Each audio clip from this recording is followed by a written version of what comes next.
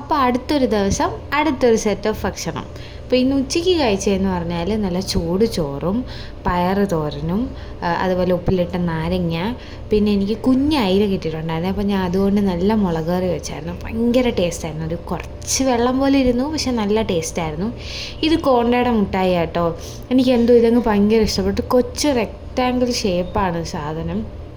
ഞാനിനി ഇത് കഴിക്കുമ്പോൾ തുറന്ന് കാണിച്ചു തരാം. നല്ല രുചിയാട്ടോ.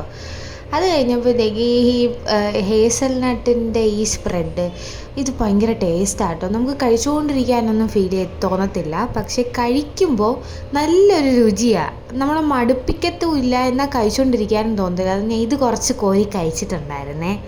അത് ഞാൻ നാളത്തേക്ക് വേണ്ടിയിട്ട് പയറ് കറി ഉണ്ടാക്കിയായിരുന്നു. കാരണം ഇത് അത്യാവശ്യം നല്ലൊരു കോമ്പിനേഷനായിട്ട് ഫീൽ ചെയ്തു. അപ്പോൾ ഞാൻ ഇതിൽ നിന്ന് കുറച്ച് കോരി കഴിച്ചായിരുന്നു. ഇതിങ്ങനെ കഴിക്കാൻ നല്ല രുചിയായതുകൊണ്ട് എനിക്ക് ഭയങ്കരമായിട്ട് ഇഷ്ടപ്പെട്ടു ഇതിങ്ങനെ കഴിക്കാൻ വേണ്ടിയിട്ട്. അതാണ് ഞാൻ ഒന്നും കൂടെ ആ സ്പൂൺ കാണിച്ചു തന്നേ. ശേഷം ഇന്ന് രാത്രി ഞാൻ എനിക്ക് നാട് വല്ലാണ്ട് മിസ് ചെയ്തപ്പോൾ ഒരു ചമ്മന്തിക്കറിയും പിന്നെ ഉച്ചക്കത്തെ ആ മീൻകറിയും പിന്നെ ഇച്ചിരി ഉള്ളി അച്ചാറുമായിട്ട് 2 ദോശയാട്ടോ കഴിച്ചത്. നല്ല ഫുഡായിരുന്നേ.